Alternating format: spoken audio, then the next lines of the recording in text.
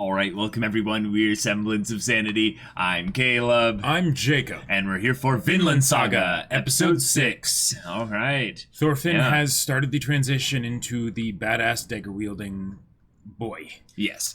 He is trying to survive amongst Askeladd's Vikings. They are somewhat tolerating him. Yeah. And I actually kind of like how they don't really care about his gripe with Askeladd because it's like, yeah, that's Askeladd's problem. And he's a kid. Whatever. Exactly. But he came this close twice to killing him. And now we don't know about the first one whether or not Askeladd would have done something about it. Right. But the second one was very clear, like, oh, that was too close, kid. Yeah. And yeah. Oh boy. That was a thing. Boy. Ilva is able to grieve. Yep. And that is good. Yep. That is good. As she wards off suitors and such. Right. But yeah, she's able to to let herself cry and be emotional about all this because she needs to be strong, but she also needs to be willing to be weak in these moments and stuff. Yep. So Thorfinn, he's going to the front lines. Yeah. Eventually. This is gonna be nuts. So y'all, without further ado, let's get into it. The rain.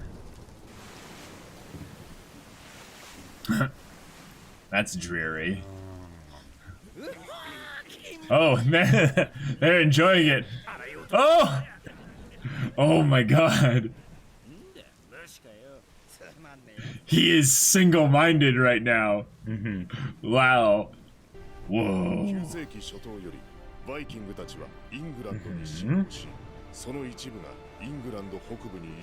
Are we time skipping? Oh. Oh, right, giving us context for the stuff that happened previously, which is why the Vikings are all doing their revenge war. Right. Yes. Wow. Oh my god. Oh my god. Oh man. Oh. Jeez. Wow.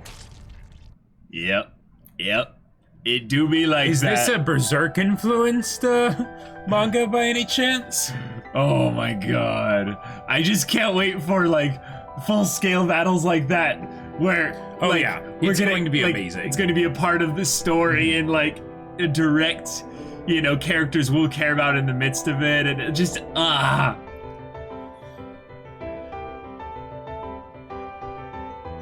You really do need to listen to the MyAnimeList cover of this one.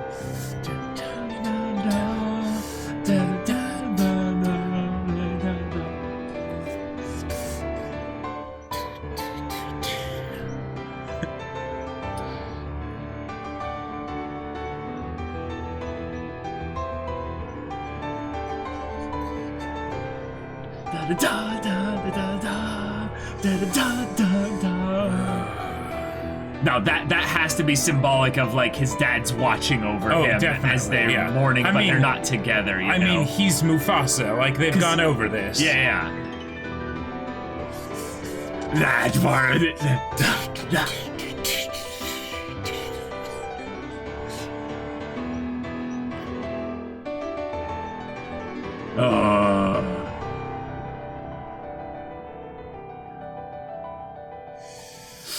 Oh, okay. Don't hold back now. Tell us how you really feel. Right. Okay, so did we time skip? The journey begins? Maybe we did? It's probably just them arriving at wherever they're going. Ooh! Okay. Okay, no time skip, yeah.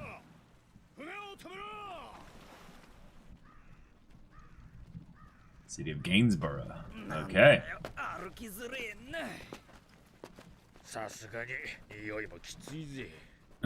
love how these two are already starting as like the bumbling sort of like the everyman duo. Yeah, exactly.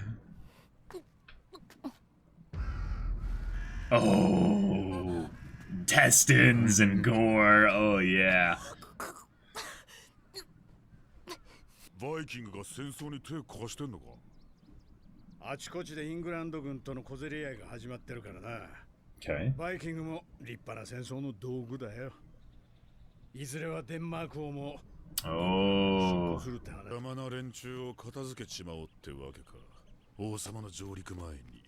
ああ、そこに手を貸しゃ。 Lots of money? Yeah. Yeah, he has that. We will be Soldiers of paid. fortune. Oh, yeah. 確かにこの地の領主が抱えるイングランド軍には手を焼いているが。Okay, so these are Danes. はっきり言って Okay. 戦力もあんたらより上だ。で、何を望む？金7ポンド。領主が蓄えた財宝と食い物。 Whoa. 女は全部もらう。 5ポンドだ。 決まりだ。 Yeah, yeah. He's like, I barely lost anything out of that. 何 Yeah. の話だ？ 仕事だ。まとまった。 Nice. That's the ears guy. 逃げたりするなよ。 Let's go and seize him. はない。下手な真似をすれば。 Whoa. Ambush. All right. Oh, man. Crap. Oh, Ripple the horse. Oh my god. All right. So what's Thorfinn gonna do in all this? Hide. 腹ごなしにはちょうどいい。やるぜ。返り討ちにしてやれ。 Yep. Oh. Hey, you better kill him in one arrow, otherwise. 戦場で手柄を立ててみな。 Mm-hmm. そしてご褒美に決闘してやるよ。 All right. All right. You got to be careful, though. Uh-huh. 構造 Yeah, behind him. 海賊か。 Uh-huh.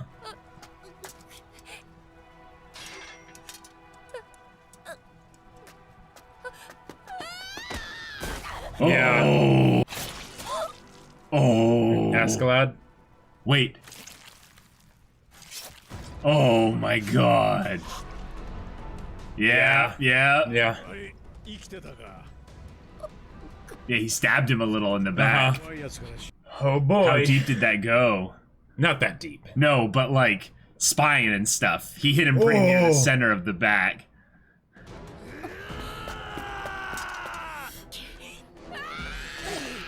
Oh! Yeah! That might Out, out and in, out and in! that's the problem. That's not enough Yeah, to yeah. kill him. Oh. That, yep, There you drag go. it down, drag it down. Oh. Oh! All right.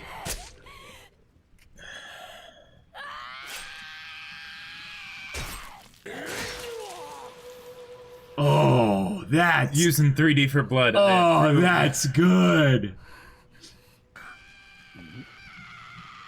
Yeah. Oh, kid. Oh.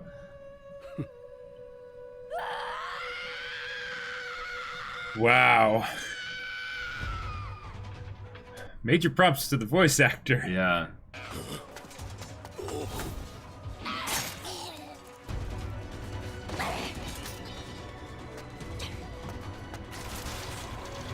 Oh, my man. god.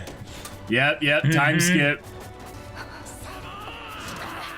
Whoa. Oh my god! Whoa!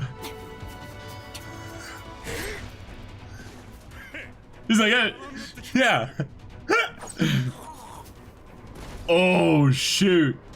He's like, I missed. おトロフィー。 Oh. これは石膏に出てくる。 Oh, Yeah. dang, yeah. He's small and quick. なんで俺が Whoa, Oh, the voice. yeah. The voice. こそよく。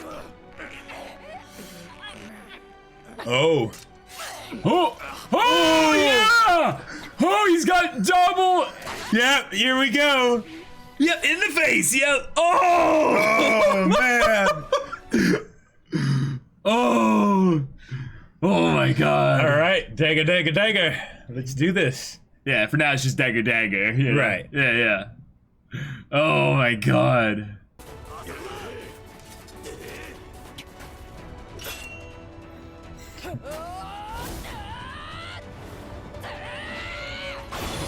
Yep. Classic. Wow. All right. Oh my god. All right. Oh Jesus. Okay. Oh. Sending the crap, dogs crap. after him. Yeah, we're really moving things along. Oh. Oh. Yeah. Yeah. And that's why you keep up with the dogs. Yep. しかしちょっとバカなんじゃないかね。国中の電人移民を殺しちまったってんだから。そりゃあ向こうもムキになるさ。母ちゃん、そういうことあんまり人前で言わないでよ。 How united was England at this Oh. point? Wait, That's Thorfinn. that is Thorfinn. Holy crap, wait. Yeah. Whoa, this is like a whole new segment of story here. This is the Thorfinn has been, you know, Right, Thorfinn on his own. Or yeah, on his own, right. Oh my god, it's just like, are you gonna be my new friend? And that 来たね。 pouty look. Yeah, yeah. ちょうど今晩ご飯にしようとしてたんだ。傷の具合はどうだい？ Yep. ここにあるよ。服はちょっと大きいかもしれないね。男の子用はそれしかないんだよ。 Wow. さあ、お座り。 The chickens outside get scared by the Yeah. growl. Yeah. 名前は？どっから来たの？ほら、yeah, yeah. Oh, right. 電人かな。何が言いたいのさ。何人だろうと Oh, here we ほ go. っとくなんて。 Whoa. All right. Whoa. でもさ、男たちの喧嘩に女子供が付き合ってやる義理はない。 There you go. そうかもしんないけどさ。 This mom's very wise. Yes. Oh, Oh. he brought fleas. Yeah. Yeah. Whoa. Whoa. They're taking such good care of him. Yeah. だろ？まったく男の子ってのはないよ。うちの下の子もよく頭をボトとしに風邪を。 Oh, jeez, no. Yeah. Yeah. This kid caught a different cold. Right. あんたの言葉はわからないよ。なんだい、やっぱり口が聞けるんじゃないか。 Oh. Who this? Who this? この辺りに忍び込む Oh, crap. ガキを見たか。子供の海賊ですか？ガキだが侮れん。大使閣下の正規兵を2人殺している手だ。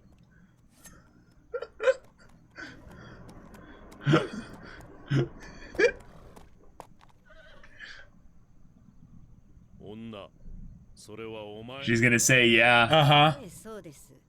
末のジョンですが、何か。 Wow. Oh, man. Wow.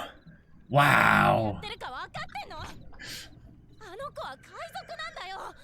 人だって2人も殺してる。これ兵隊さんのとこに。 Oh. Oh.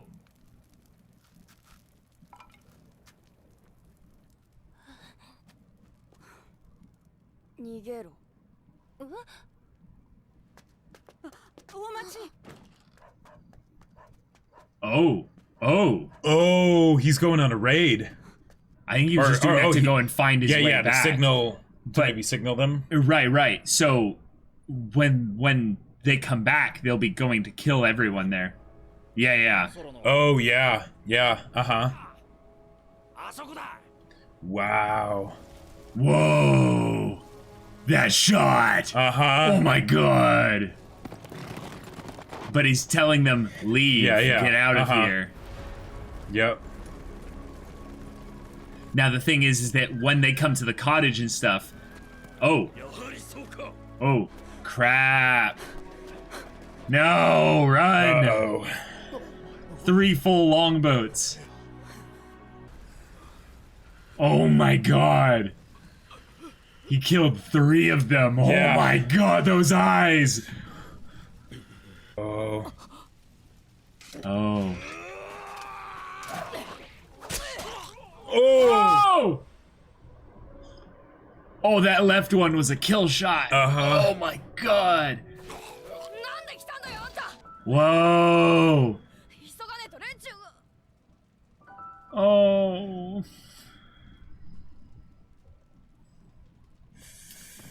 It's been so long since he's seen his mom. Yeah, Since yeah, he's yeah. seen- Yeah. Yeah. Okay.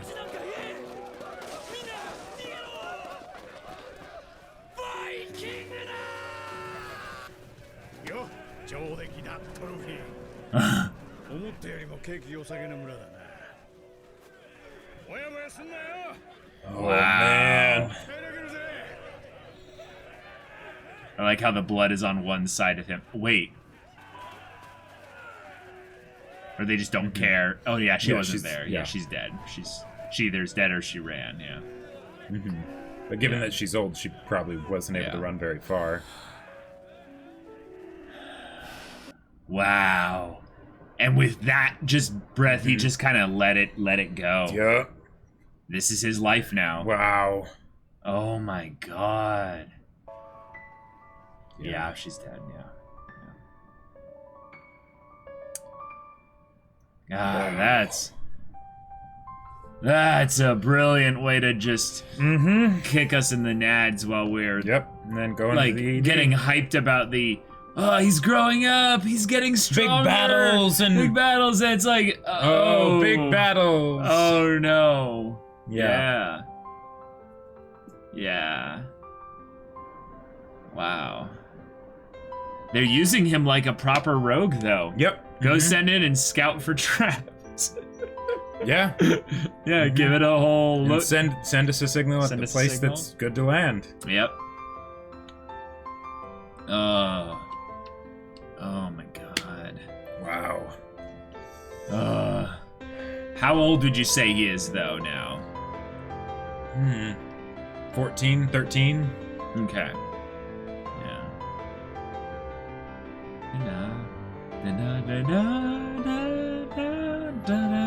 Oh boy. You're not alone.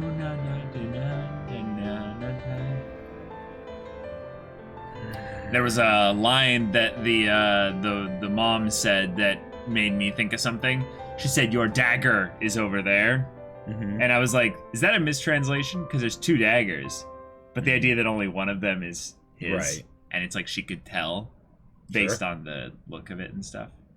Oh wow! That was a really good episode. that Like, was good. I mean, Oh. okay, there hasn't really been a bad episode of this show, right? But but this episode was something special because the thing is, like you were saying during the ED, it's like the whole idea of battles and stuff is Right. great. And then it's like battles, Vikings. Yeah, Vikings. Ah. Yeah. And the thing is that this has so much punch to it because you've got the epicness of the he's growing up and he's all this stuff's happening and he'll be able to get his revenge eventually. But then there's the whole idea of that it's a two-edged sword, right? And that these people that helped him, that saved him, they're dead now. Yep. Because of him. Yep. And the fact that he knew that was going to happen, that didn't change what he did. Right. And Yeah. when he was thinking about it, when like he's all but forgotten his family entirely, Yeah. like when they talked about like where's your family and stuff like that, and he could understand them apparently. No. Well, he No. spoke English. No. See, that's the thing. I don't think he understands them beyond like a few words here and there. Sure. Because, yeah. Okay. Because when he was going to say run, that was all he said. It was the thing of like when he yelled at them, he's like, "Yeah, I told you in English." Like that wasn't him yelling in English. Probably not. Yeah. No. Okay. He was basically saying, "That's the one word I know because everyone that we fight screams this word and then runs. when we attack." So it's the Right. word that probably he hears over and over and over in Sure. his head. But the idea that like that even when he thought of his family, he wasn't thinking about them for very long. Okay, so I want to talk about that, because the thing that is good to remember is that his family is still alive. His mom and his sister. But the thing is that he forgot about them in the same way in that I would say kind of like they are dead to him. Right. Because his life is such that he can't actually feasibly see them again without some divine intervention, some serious, Leif Erikson shows up to save him out of the blue in the middle of a war zone or what have you. Even if Leif craziness. did, I don't know if he would go back, because exactly he's on the trail of vengeance, right? Yep. He's gotten the not gotten the taste for blood in that sense, but in the sense of just like he likes killing, but he's on the hunt. Yeah, he's single-minded. He's focused himself. Like in the beginning of the episode, they're all like, "Yeah, look, we get our lice out of our hair with the rain," and he's just like, "I'm focused. I'm stern. I'm not thinking about anything else but how I will get stronger so that I can kill Askeladd in a duel." Because he's been traumatized, and that's the only thing that he can manage to keep at the forefront of his mind. But this episode brought in a family of people that treated him kindly, with empathy, without care for his past, or even at the potential threat of their lives being put in danger via the soldier who was like, "Hey, I'm looking for someone," and he doesn't understand what they're saying, but he clearly knows that she did not turn him in. Right. She covered for him. She covered for him. Yeah. He understood that. Right. And then when she sees him again at the beach and she's crying, he flashes back then to his family and has the moment of, "Oh God, my family is out there." Well, and not just my family's out there, but this is a family. This is a family. I did this to a family. I did this to a family. And what's rough here is that he just thought about his family. Now, that's understandable, because, he would think about all of his family. The thing is that some of his family's alive, some of them are dead. Yeah. Now, on the one hand, it's like the rest of his family are, for all intensive purposes, dead, right? And that's one thing that is very much the case, right? Because, there's no way he'll be able to see them again, right? But also the idea that all his father's lessons, everything that his father told him, all the stuff of, don't kill people and, and all of this stuff. Nope. Completely gone. Yeah. Which is, it makes sense. It makes sense. And it's all tied to pain. Right. It's tied poetic to, and it fits, but it's the whole idea that he's doing this for vengeance for someone that he barely remembers. Yeah. That's, and maybe he's not comes up into his mind anymore. Right.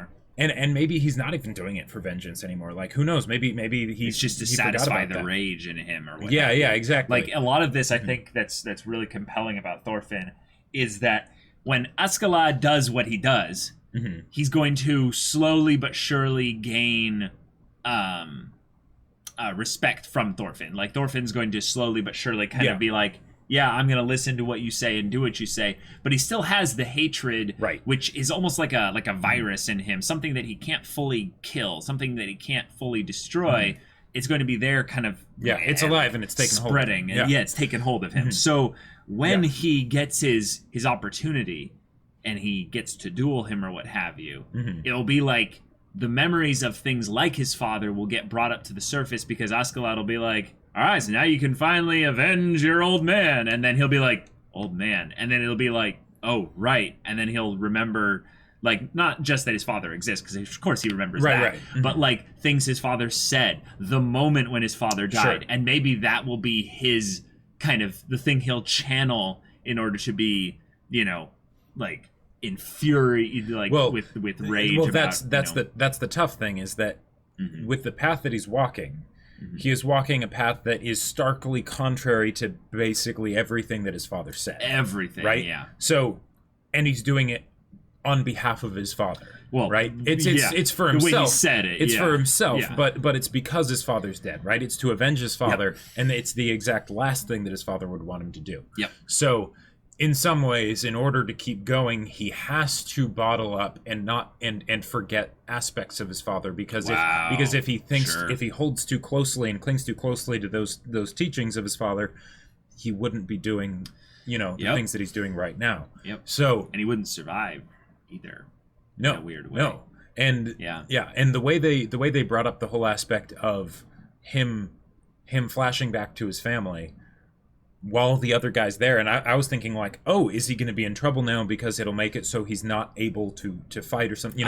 He seizes up or something. But no, he seizes up for just a little bit, but then he goes and kills the guy. Muscle memory and just dispatches him easily. And I feel like that was not the most painful part, because there were a bunch of painful parts this episode, but that was another piece that goes to show how far gone his family is for him. Yeah.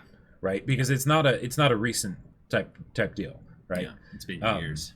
Yeah. Oh. And the way like, I know it's minor, and of course he would have an actual scar, right, from battles and stuff. But the idea that, like, when they showed the scar on his shoulder, that's him right now. The wounds haven't the marks of the wounds still remain, but it's healed up enough so that he doesn't have to deal with it. Yeah, right? Great point. Great point. He is scarred, but he is not limping anymore. He's not He's not a wounded animal. He's a scarred animal. So you can tell that he has experience now, but he also has the past traumas that still show their mark on him as we've claimed this kid. And the thing is that the whole point of scars is that they don't go away. They never go away, yeah. Now, and that's of course the question for Thorfinn now. Most likely it's not going to, because the kind of show that this seems to be, right? Like if suddenly he was like, all right, I am going to hold to my father's teachings of not killing people, then the show would probably end shortly after that. Like, right.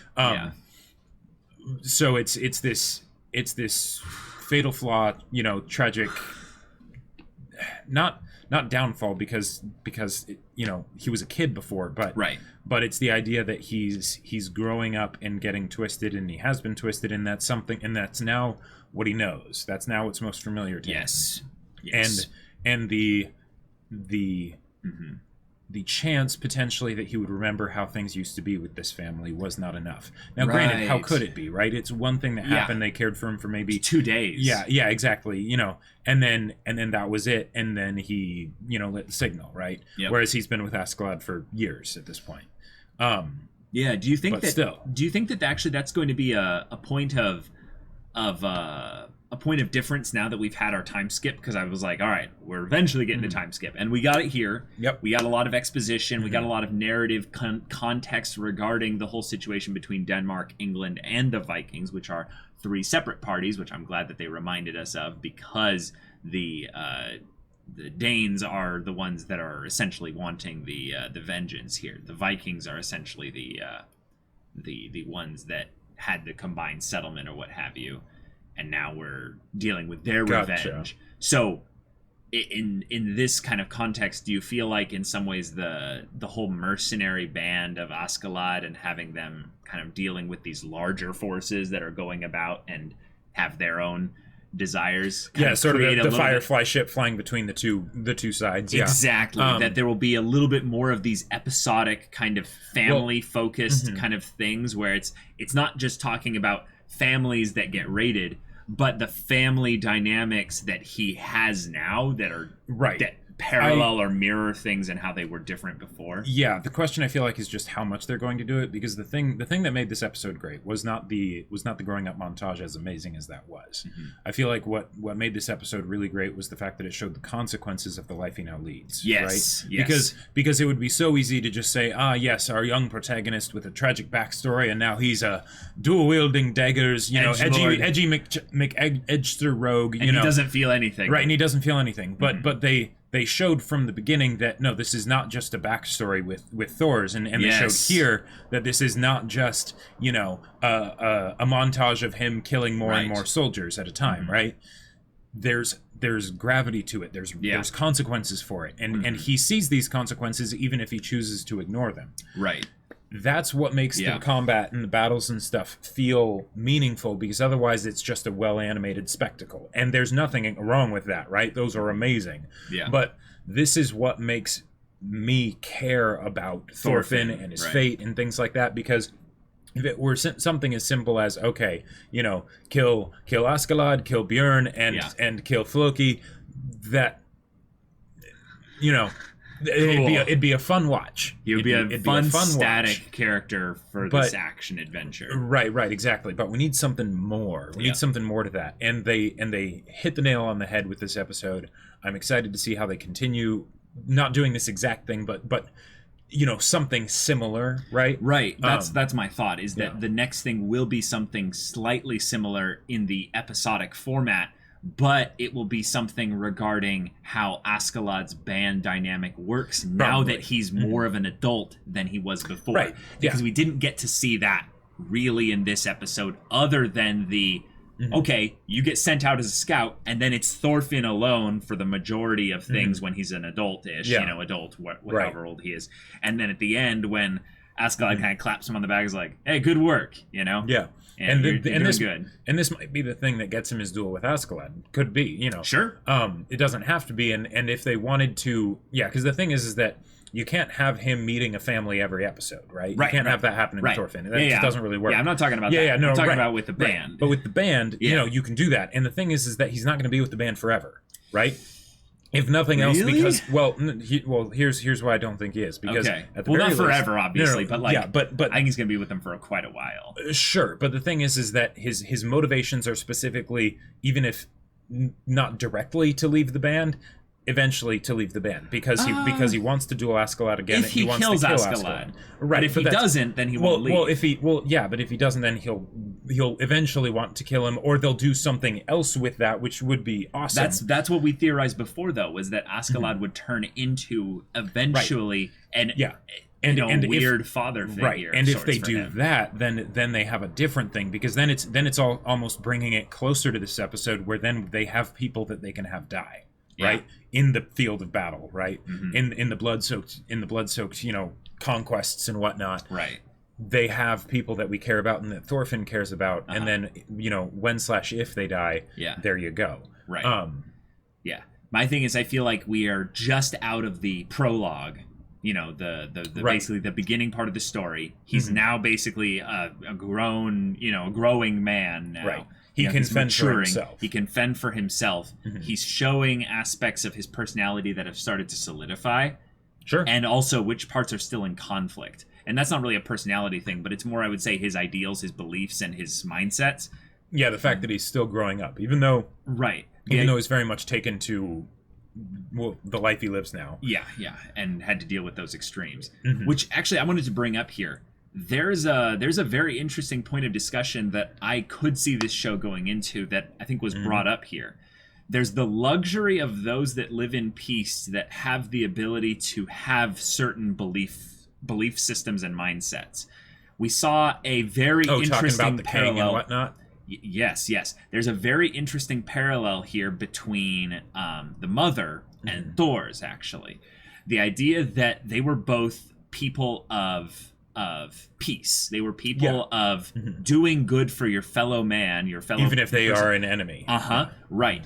Now, I believe the Iceland settlement was a Christian one. That was a splinter group from the Vikings' way of doing things, and they went off there. And I think this is the real historical thing for it. I don't know if that means that the entire colony was Christian necessarily, but I think that they're trying to also draw a religious thing into this, where the mom is very clearly a devout Christian, and she believes very firmly in the, you know, do unto others and you know, all that, but also the love your enemies in this case as well. So Thor's represented that, but having the contrast of being this powerful, like impossible warrior, just this epitome of that, while this is a frail older woman that's defenseless, and yet she even then also, you know, loves her enemies and cares for them, and has that part of her, and then comes to the beach ignoring his words just to see him, and so that she could hope, like she hoped beyond belief, something that her environment she could not afford really to believe in, basically, because she's going to die with those beliefs, and she did die. Right. And the thing is that you could say that it was in vain, right? The fact that she cared for Thorfinn and and things like that. Yeah, you could say and the fact that she believes that that there was hope for him to change, or whatever, right? Or to be better, right? To be better, yeah. But the thing is, her influence doesn't have to end with her death. Oh, totally. And totally. The thing is, and I love that he saw her spectral form after she was dead. And that's a great representation of the fact that it did have an effect on him. Now he cast it away. Yeah, that breath out where he was just like, and he did it very effectively and quickly, and there didn't seem to be many traces left. But the thing is that it still did have an effect on him, and that effect will be a lasting effect. Yes, it might not be immediately visible as the thing. Yes. But yeah. So that parallel there, though, I'm gonna say this one other thing here. Yeah. Is that because I think that parallel was being drawn, there's an aspect of Thor's character was such a contradiction when he was introduced. Right. You have basically these people that we then have here, the mom and Thor's, who have these contradictory beliefs to their environment. And she, like you said, she was kind of chastising the king of the present versus the king of old. Now, she called Edgar, I believe was his name, the previous king from 2 generations ago, that he was a good king and he was a good Christian. Now, what I think that meant was that in some ways he was less prone to acts of violence. Right, because she said he made friends with the Danes. Yeah, he made friends with the Danes. Now, this other king, Aethelred, I believe. Sounds about right. I think that was right, Aethelred. I'll go back and check the names. We'll put it onto our notes and stuff. But he specifically was the one that killed all the Vikings when they were bathing on Saturday or what have you. Their bathing day of the week. Yeah, he basically studied to make sure that this would be the proper time, and then just slaughtered that whole colony. But the thing is that the Vikings had been harassing them, during other points and things like that. So, in the past. Oh, yeah. So that act was an act of vengeance. It was the cycle of violence, if you will. Right. He basically just proactively restarted it again. Sure. So, in some ways, you could say he was looking at this in a pessimistic view of, this peace will not last, so I'm just going to make the first blow before things go wrong. Sure, maybe he wanted the land back. Or... Right. This is a very non-Christian way to do things, obviously. Sure. But what I think is interesting here is that can people hold on to ideals and beliefs that give them the view of love your enemies and treat, do unto others as you have them do unto you, all these good values, while still in this cruel world? Can Thorfinn even be saved by, in his mind, in his soul, in his heart, when he lives in this world of Vikings and raiding and death and all of that? Well, right. The environment is stronger than willpower. Yes. So yes. Good TLDR. Thank you. If there is hope for Thorfinn, but it's still Thorfinn's choice. And so far, he has been pretty adamant about his choices, right? And if he were to start making a different choice, his life would change as he knows it, because the decisions that he makes are simpatico with his environment and his way of life. And if that changed, then he'd have to change something, right? Yep. Like Thor's did. Thor's left. Yep. And Thor's later ended up dead. Yeah. So that's, Yeah.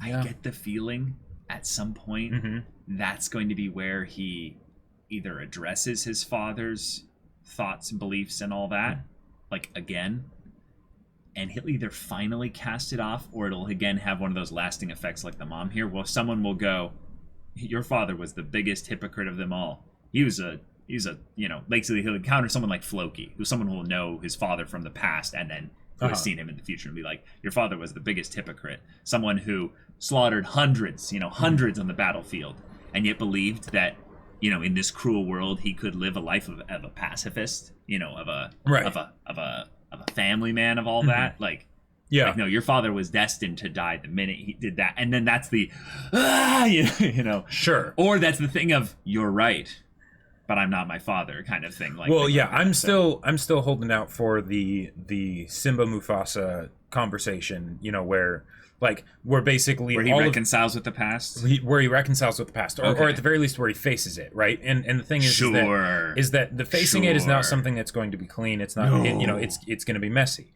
But I'm very much looking forward to when that happens and how it happens, because there is so much within Thorfinn that, while he's effectively bottling it up, while he's effectively not addressing it and things like that, it's still there. Yeah, we saw it brought back up here. And when we see those crazed eyes, that's because it's unaddressed, right?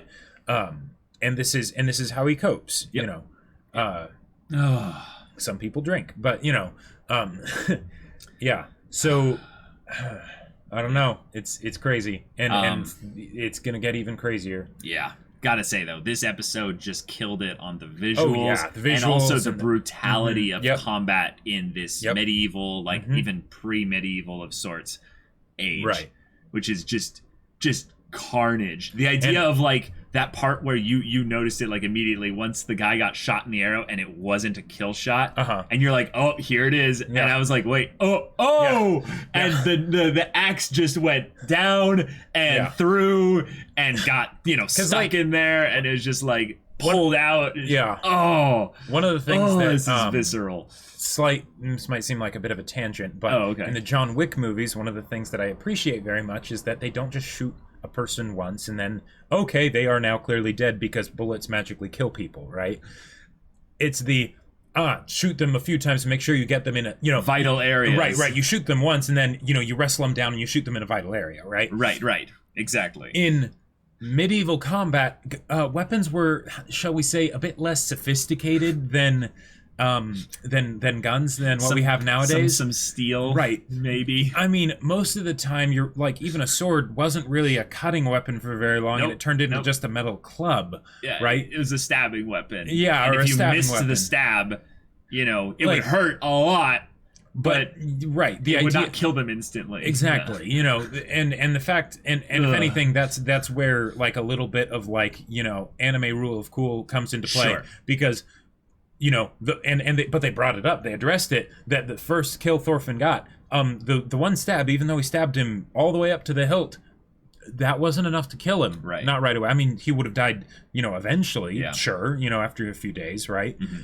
But not in the heat of combat. Yeah. So it might have been a little bit quicker than a few days, but yeah, the one where Askeladd saves him. It's oh, I thought you were dead. Right. It's the weak, basically that end up dead like that, and then that was his cue of. I can't be weak. Right. I can't die because then I'm gonna have to be saved by this asshole. That's not happening. Yeah, that's a good point. Thorfinn probably wasn't even thinking of revenge for quite a while because he was just thinking of surviving. You can't avenge someone if you're dead. Yep. Right? And there was no way he was going to survive if he continued the way things were. He had to become that crazy maniac of a rogue with the dual wielding daggers. Another thing that ties this back into the OP, the end of the OP with him at the end of the battlefield kind of thing where everyone's lying there dead and he's screaming, wordlessly or soundlessly up into the sky because it's got the you think that could be the band? Not necessarily. I'm not predicting the future here. I'm talking about how at the end of a lot of his fights here when he was growing up, he was screaming with anguish because he was murdering people. Right. Yeah, when he had his first kill, I feel like that was where the teachings of his father died, if anything. Yeah, basically. And that's probably why he screamed, because he felt like he was in some ways that he was killing his father, because the thing that his father always told him and then of course there's but we can only take that so far. Yeah, we can only take that so far. Yeah, he stabbed them and then he kept stabbing them. So there was also a lot of venting that was happening there. So I think it's the release of frustration, pain, anguish, and anger, and probably all that. Daddy's got to express some rage. Yeah. Okay, y'all. Thank you so much for watching this episode's reaction and discussion. Oh boy. We have made it through the child stage of Thorfinn's life. Now we go into the young man stage. Yeah. So, y'all, if you want to see the next episode's reaction and discussion right now, go check out the link in the description below for our Patreon. You can get on early access there. You can watch full-length reactions there. And all this comes with Discord access, so you can chat with us about these stories, about anime in general. And you can also talk with Jacob about his book. Yes, my sci-fi novel Battle Lines is still available for order on Amazon. The link is in the description below, so go check it out, leave a review, let people know what you think. Yeah, so if any of that interests you, we'll see you there. But until then, we're Semblance of Sanity. I'm Caleb. I'm Jacob. And we'll see you all next time.